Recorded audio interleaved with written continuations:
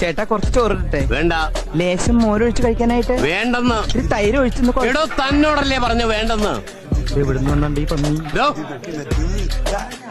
അല്ലേ കുറച്ച് ചോറിട്, തൈര് കൂട്ടി കഴിക്കാം. എടോ തന്നോട് ഞാൻ 16 പ്രാവശ്യം ചോറിട്ടെന്ന് ചോദിച്ചതല്ലേ? ചോറൊന്നുമില്ലേ ഞാൻ പറഞ്ഞത്? അക്ഷരം മാറിയൊന്നുമില്ലല്ലോ. എനിക്ക് എപ്പോഴും ഇങ്ങനെ കുമ്പിടാൻ പറ്റില്ല. പഴയ ജിംനാസിയാ. താൻ എന്റെ വേഷം കെട്ടെടുക്ക.